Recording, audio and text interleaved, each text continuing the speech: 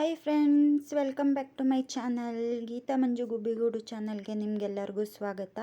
ಇದು ಬಂದು ಎಸ್ಟರ್ಡೇ ಅಂದರೆ ಫ್ರೈಡೇ ಲಾಗು. ಇದು ಬಂದು ಮನೆಯವ್ರು ಬಂದು ಸೊಪ್ಪನ್ನ ತೊಗೊಂಡು ಬಂದಿದ್ರು. ಅದನ್ನು ಇವತ್ತು ಮಧ್ಯಾಹ್ನಕ್ಕೆ ಸಿಂಪಲ್ಲಾಗಿ ಉಪ್ಪು ಸಾಂಬಾರು ಮಾಡ್ಕೊಳ್ಳೋಣ ಅಂತ ಎಲ್ಲನೂ ಇದನ್ನು ಬಂದು ನೀಟಾಗಿ ಸೋಸ್ಕೊಳ್ತಾ ಇದ್ದೆ. ಇವತ್ತು ಮಧ್ಯಾಹ್ನಕ್ಕೆ ಸಾಂಬಾರಿಗೆ ಬಂದು ಸೊಪ್ಪು ಮತ್ತು ಅವರೆಕಾಳು ಇತ್ತು. ಅವರೆಕಾಳನ್ನ ಯೂಸ್ ಮಾಡಿಕೊಂಡು ಸೊಪ್ಪು ಅವರೆಕಾಳು ಎರಡನ್ನೂ ಸೇರಿಸ್ಕೊಂಡು ಸಿಂಪಲ್ಲಾಗಿ ಉಪ್ಪು ಸಾಂಬಾರನ್ನ ಮಾಡ್ಕೊಳ್ತಾ ಇದ್ದೀನಿ. ಹಾಗೆಯೇ ಟೈಮ್ ಆಗಿಬಿಡುತ್ತೆ. ಇನ್ನು ಚಿಕ್ಕ ಮಗನ ಬಂದು ಸ್ಕೂಲಿಂದ ಬೇರೆ ಕರ್ಕೊಂಡು ಬರಬೇಕಾಗಿತ್ತು. ಹಾಗಾಗಿ ನಾನು ಆ ಟೈಮ್ ಆಗಿಬಿಡುತ್ತೇನೋ ಅಂತೇಳಿ ಹಾಗೆಯೇ ಟೈಮ್ ಕೂಡ ನೋಡ್ಕೊಳ್ತಾ ಇದ್ದೆ. ಅಷ್ಟರಲ್ಲಿ ಕುಕ್ಕರು ಕೂಗಿಸಿಟ್ಟವ್ರೆ. ಅವನ್ನ ಕರ್ಕೊಂಬಂದು ಮಲಗಿಸ್ಬಿಟ್ಟು ಆಮೇಲೆ ನಿಧಾನವಾಗಿ ಸಾಂಬಾರು ಮಾಡ್ಕೋಬೋದು ಅಂತೇಳಿ ಫಸ್ಟು ಇದೆಲ್ಲನೂ ಸೋಸಿಟ್ಕೊಂಬಿಡ್ಬೇಕಲ್ಲ, ಅದಕ್ಕೆ ಏನು ಬೇರೆದೆಲ್ಲ ಏನು ಮಿಕ್ಸ್ ಆಗಿರಲಿಲ್ಲ. ಸೊಪ್ಪು ಬಂದು ತುಂಬಾ ಚೆನ್ನಾಗಿತ್ತು ಮತ್ತು ತುಂಬಾ ಎಳೆಯದಾಗಿತ್ತು.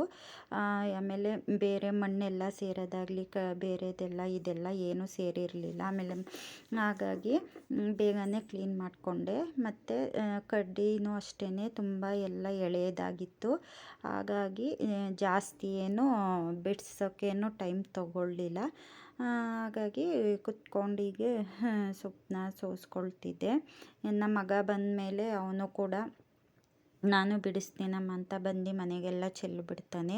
ಅದಕ್ಕೆ ಫಸ್ಟು ಅವ್ನು ಕರ್ಕೊಂಬರೋ ಅಷ್ಟರಲ್ಲಿ ಮುಗಿಸ್ಕೊಂಬಿಡೋಣ ಅಂತ ಹೇಳ್ಕೊಂಡು ಕ್ಲೀನ್ ಮಾಡ್ಕೊಳ್ತಿದ್ದೆ. ಹಾಗೆಯೇ ಅಮ್ಮ ಮನೆಗೆ ಫೋನ್ ಮಾಡಿರಲಿಲ್ಲ. ಹಾಗಾಗಿ ಫೋನ್ ಮಾಡೋಣ ಅಂತ ಹೇಳ್ಬಿಟ್ಟು ಅಲ್ಲಿಗೆ ಕಾಲ್ ಮಾಡ್ತಾಯಿದ್ದೆ. ಅವ್ರು ಬ್ಯುಸಿ ಇದ್ದರು ಅನಿಸುತ್ತೆ. ಇವತ್ತು ಸ್ವಲ್ಪ ಏನೋ ಜಮೀನ್ದೆಲ್ಲ ಕೆಲಸ ಇತ್ತು ಅಂತ ಹೇಳ್ತಾಯಿದ್ರು. ಹಾಗಾಗಿ ಅವರು ರಿಸೀವ್ ಮಾಡಲಿಲ್ಲ. ಹಾಗೆಯೇ ಮತ್ತೆ ಇನ್ನೊಂದು ಸರಿ ಟ್ರೈ ಮಾಡ್ತಿದ್ದೆ ಹಾಗೆಯೇ ಫೋನ್ನ. ಹಾಗೂ ಅವರು ರಿಸೀವ್ ಮಾಡಲಿಲ್ಲ. ಹಾಗೆಯೇ ಅಕ್ಕಂಗೆ ಬಂದು ಕಾಲ್ ಮಾಡೋಣ ಅಂತ ಹೇಳಿ ಕಾಲ್ ಮಾಡಿದೆ. ಅವ್ರು ಬಂದರು, ಕಾಲ್ ತೆಗೆದ್ರು. ಇಲ್ಲಿ ನಮಗೆ ಸ್ವಲ್ಪ ನೆಟ್ವರ್ಕ್ ಪ್ರಾಬ್ಲಮ್ ಸಿಕ್ಕಾಪಟ್ಟೆ ಇದೆ. ಹಾಗಾಗಿ ಫೋನ್ ಪದೇ ಪದೇ ಕಟ್ಟಾಗ್ತಿರುತ್ತೆ. ಅಕ್ಕ ಕಾಲ್ ಮಾಡಿದಾಗೆಲ್ಲ ನಾನು ಮಾತಾಡೋ ಅಷ್ಟರಲ್ಲಿ ಕಡಿಮೆ ಅಂದ್ರೂ ಒಂದು 4-5 ಸರಿ ಫೋನ್ ಕಟ್ಟಾಗಿ ಪದೇ ಪದೇ ಇಲ್ಲ ಮನೆಯವ್ರ ಫೋನಿಗೆ ಅದರಿಂದ ನನ್ನ ಫೋನ್ಗೆ ನಂದು 2 ಸಿಮ್ ಇದೆ, ಅದರಿಂದ ಇದರಿಂದ ಅದಕ್ಕೆ ಫೋನ್ ಚೇಂಜ್ ಮಾಡಿ ಕಾಲ್ ಮಾಡೋದ್ರಲ್ಲೇ ತುಂಬ ಟೈಮ್ ಕಳೆದೋಗುತ್ತೆ. ಸರಿ ಅಂತೇಳಿ ನಾನು ಸೊಪ್ಪು ಬಿಡಿಸ್ತಾ ಕೊಳ್ತಿದ್ನಲ್ಲ, ಅಕ್ಕ ಜೊತೆ ಹಾಗೆ ಮಾತಾಡಿಕೊಂಡು ಬೇಗ ಸ್ವಲ್ಪ ಸೊಪ್ಪು ಬಿಡಿಸೋದು ಗೊತ್ತಾಗಲ್ಲ, ಟೈಮ್ ಪಾಸ್ ಆಗುತ್ತೆ ಅಂತೇಳಿ ಹಾಗೆ ಮಾತಾಡಿಕೊಂಡು ಸೊಪ್ಪನ್ನ ಬಿಡಿಸ್ತಾ ಇದ್ದೆ. ನೆಕ್ಸ್ಟು ಅದನ್ನು ಕುಕ್ಕರ್ಗೆ ನೀಟಾಗಿ ಸೊಪ್ಪೆಲ್ಲ ವಾಶ್ ಮಾಡಿಬಿಟ್ಟು ಅದಕ್ಕೆ ಸ್ವಲ್ಪ ಅವರೆಕಾಳನ್ನ ಸೇರಿಸಿ ಈ ಥರ ಸೈಡ್ಗೆ ಕುಕ್ಕರ್ಗೆ ಬೇಯಿಸ್ಕೊಳ್ಳೋಕ್ಕೆ ಅಂತ ಇಟ್ಕೊಂಡೆ. ಹಾಗೆಯೇ ಮಧ್ಯಾಹ್ನ ರೈಸ್ಗೆ ಅನ್ನ ಮಾಡ್ಕೊಳ್ಳೋಣ ಅಂಥೇಳಿ ಈ ಕಡೆ ಅನ್ನ ಕೂಡ ಇಟ್ಕೊಂಡೆ. ಅಂದರೆ ಹಸ್ಬೆಂಡ್ ಬಂದು ಮಾರ್ನಿಂಗ್ ಡ್ಯೂಟಿಗೆ ಹೋಗುವಾಗ ರೈಸ್ ಕೆಲಸ ಎಲ್ಲ ಬೆಳಗ್ಗೆನೇ ರೈಸ್ ಮಾಡಿ ಇಟ್ಕೊಂಡ್ಬಿಡ್ತಾಯಿದ್ದೆ. ಬಟ್ ಇವಾಗ ಅವರು ಶಿಫ್ಟ್ ಅಲ್ವಾ, ಅವರು ಮಧ್ಯಾಹ್ನಕ್ಕೆ ಊಟಕ್ಕೆ ಇರ್ತಾರೆ ಅಂಥೇಳಿ ಈ ರೀತಿ ಸಾಂಬಾರು ಮತ್ತು ರೈಸ್ನ ಮಾಡ್ಕೊಳ್ತಾ ಇದ್ದೆ. ಸೊಪ್ಪು ಮತ್ತು ಅದನ್ನು ಕೂಗಕ್ಕೆ ಇಟ್ಬಿಟ್ಟು ಒಂದು ಚಿಕ್ಕ ಜಾರ್ಗೆ ಹಸಿಮೆಣಸಿನ್ಕಾಯಿ ಮತ್ತು ಕೊತ್ತಂಬರಿ, ಬೆಳ್ಳುಳ್ಳಿ, ಹಾಗೆಯೇ ಸ್ವಲ್ಪ ನಾನಿಲ್ಲಿ ಟೊಮೊಟೊನ ಹಾಕೋದು ಮರೆತುಬಿಟ್ಟೆ. ಹಾಗಾಗಿ ಹುಣಸೆಹಣ್ಣನ್ನ ಸೇರಿಸ್ಕೊಳ್ತಾ ಇದ್ದೀನಿ. ಅದು ಬಂದು ಚೆನ್ನಾಗಿ ಹಿಂಗೆ 2-3 ವಿಸಿಲ್ಲು ಆದಮೇಲೆ ಅದನ್ನು ಸ್ವಲ್ಪ ಅದೇನು ರುಬ್ಬೋದಕ್ಕೆ ಹಾಕ್ಕೊಂಡಿದ್ದೆ, ರೆಡಿ ಮಾಡ್ಕೊಂಡಿದ್ದೆ.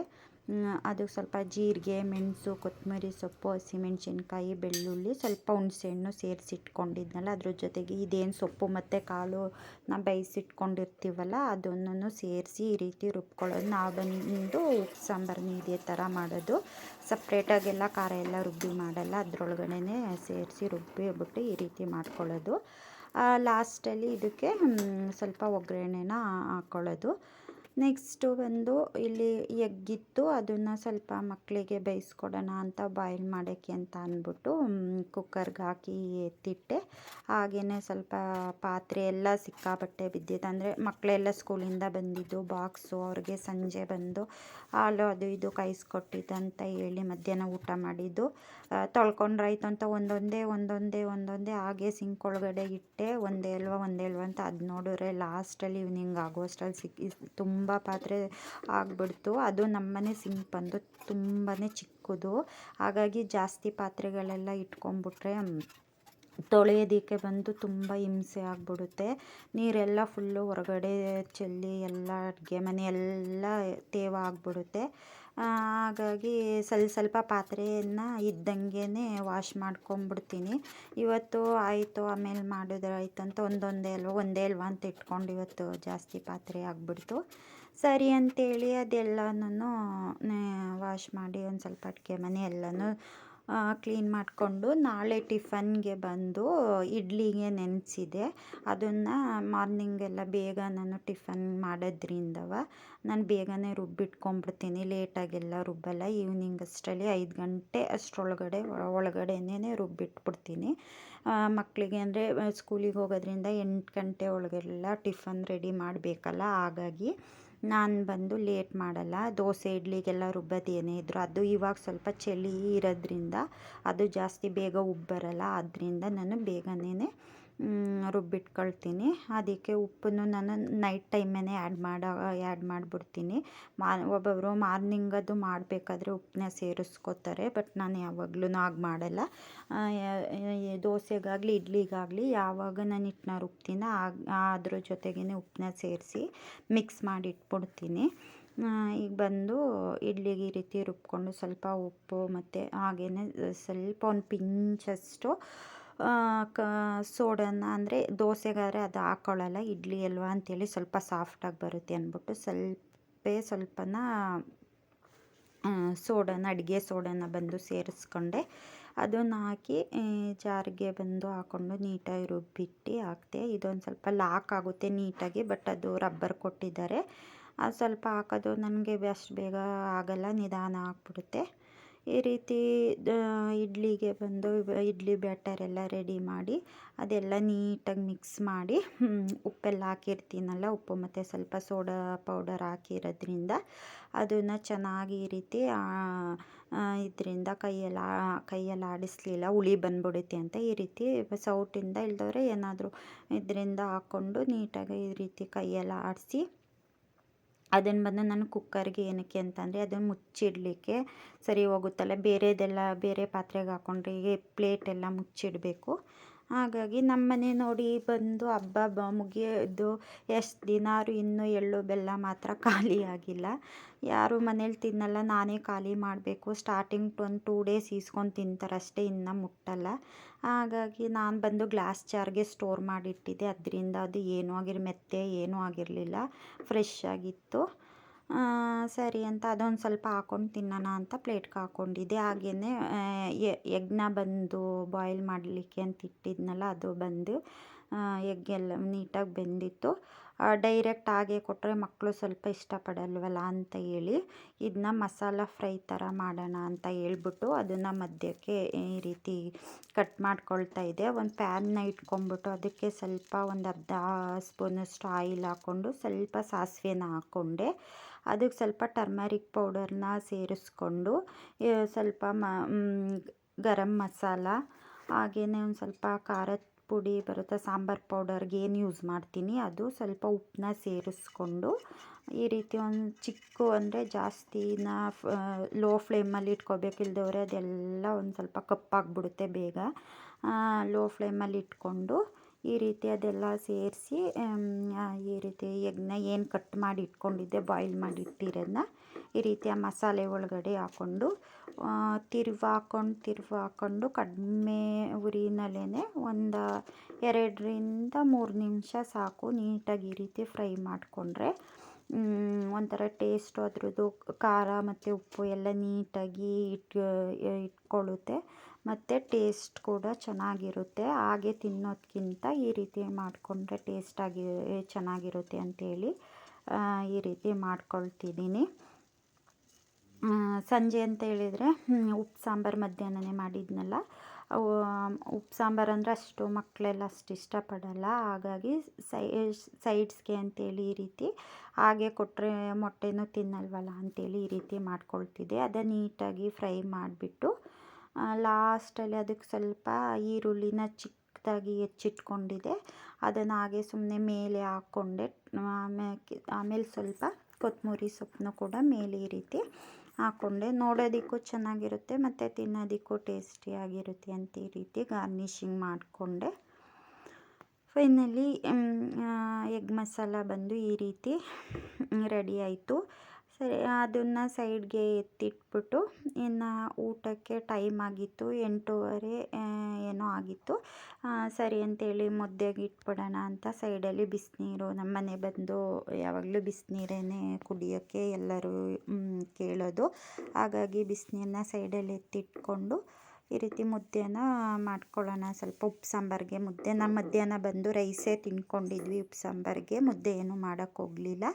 ಹಾಗಾಗಿ ಈಗ ಸಂಜೆ ಒಂದು ಟೈಮು ಮುದ್ದೆ ಮಾಡ್ಕೊಳ್ಳೋಣ ಅಂತ ಹೇಳಿ ಮಾಡ್ತಾಯಿದ್ದೆ. ನಾನೇನಿಲ್ಲ, ಈ ರೀತಿ ಗಂಜಿನ ಬಂದು ಚೆನ್ನಾಗಿ ಒಂದು 5 ನಿಮಿಷ ನೀಟಾಗಿ ಕುದಿಸ್ಕೊಳ್ತೀನಿ. ಅದು ಚೆನ್ನಾಗಿ ಕುದ್ದು ಬಂದ ಮೇಲೆ ಆಮೇಲೆ ಡೈರೆಕ್ಟು ರಾಗಿ ಹಿಟ್ಟನ್ನ ಅದ್ರೊಳಗಡೆ ಹಾಕ್ಕೊಂಡು ಅದನ್ನು ನೀಟಾಗಿ ಈ ರೀತಿ ಅದನ್ನು ಹಿಟ್ಟು ಹಾಕ್ಬಿಟ್ಟು ಸ್ವಲ್ಪ ಹೊತ್ತು ಕುದಿಸೋಕೆ ಹೋಗಲ್ಲ ನಾನು.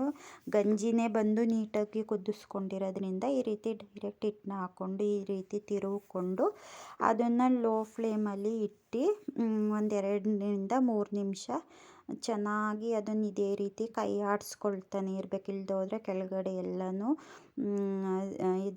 ಕಪ್ಪಾಗ್ಬಿಡುತ್ತೆ, ಸೀದಂಗೆ ಆಗೋಗ್ಬಿಡುತ್ತೆ. ಹಾಗಾಗಿ ಈ ರೀತಿ ಕೈ ಆಡಿಸಿ ನೀಟಾಗಿ ಕಡಿಮೆ ಉರಿನಲ್ಲಿ ಬಂದು ಬೇಯಿಸ್ಕೊಳ್ಬೇಕು.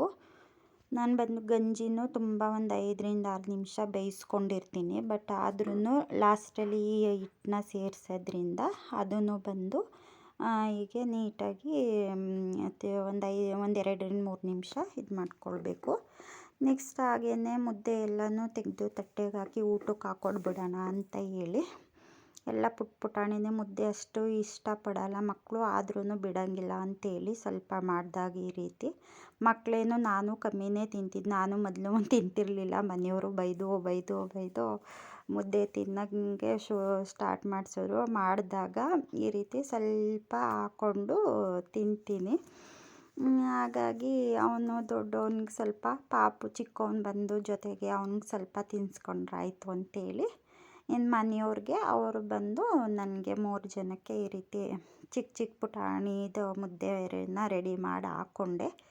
ಸಾಂಬಾರನ್ನ ಬಂದು ಬಿಸಿ ಮಾಡಿಕೊಂಡು ಅದಕ್ಕೆ ಸ್ವಲ್ಪ ತುಪ್ಪನ ಸೇರಿಸ್ಕೊಂಡ್ರೆ ಟೇಸ್ಟಾಗಿ, ಸೊಪ್ಪಿನ ಸಾಂಬಾರಲ್ವ ಚೆನ್ನಾಗಿರುತ್ತೆ ಅಂತೇಳಿ ಒಂದೊಂದು ಅರ್ಧ ಸ್ಪೂನು ತುಪ್ಪನ ಸೇರಿಸ್ಕೊಂಡು ಎಲ್ಲರೂ 8:45 ಏನೋ ಆಗಿತ್ತು, ಊಟಕ್ಕೆ ಅಂತ ಕುಳಿತ್ಕೊಂಡ್ವಿ. ಅವನಂಗೂ ಹೊರಗಡೆ ಆಟ ಆಡ್ತಿದ್ದ, ಮಕ್ಕಳೆಲ್ಲ ಇನ್ನೂ ಆಟ ಆಡ್ತಿದ್ರು ಅಂತ ಕೂರ್ತಾನೆ ಇರಲಿಲ್ಲ. ಚಿಕ್ಕ ಮಗ ಬಂದು ಓಡಾಡ್ತಾನೆ ಇದ್ದ. ಅವನೊಂದು ಕಡೆ ಊಟ ಮಾಡಿಬಿಟ್ಟು ಆಮೇಲೆ ಹೋಗುವಿ ಅಂತೇಳಿ ಅವನೊಂದು ಕಡೆ ಕೂರಿಸೋದೇ ಆಯಿತು. ಹಂಗೂ ಓಡಾಡಿಕೊಂಡೇ ತಿಂತಿದ್ದ. ಅವನವ್ರ ಅಪ್ಪ ಇದ್ದರೆ ನಮ್ಮ ಮಗಳ ಹತ್ರ ಊಟ ಮಾಡಿಸ್ಕೊಳ್ಳಲ್ಲ, ಅವರೇ ಆಗಬೇಕು. ಅವರಿಲ್ಲ ಅಂದಾಗ ಡ್ಯೂಟಿಲಿದ್ದಾಗೆಲ್ಲ ನನ್ನ ಹತ್ರ ಬಂದು ಊಟ ಮಾಡಿಸ್ಕೊಳ್ತಾನೆ. ಬಟ್ ಅವ್ರ ಮನೇಲಿದ್ದಾಗ ಮಾತ್ರ ನನ್ನ ಹತ್ರ ಮಾತ್ರ ಒಂದು ತುತ್ತು ತಿನ್ನಿಸ್ಕೊಳ್ಳಲ್ಲ. ಹಾಗೆಯೇ ಅವನಿಗೂ ಊಟ ಮಾಡಿಸ್ಕೊಂಡು ಅವರು ಊಟ ಮಾಡ್ತಾಯಿದ್ರು. ಓಕೆ ಫ್ರೆಂಡ್ಸ್, ಇವತ್ತಿನ ವ್ಲಾಗ್ ಬಂದು ಹೀಗಿತ್ತು. Thanks for watching.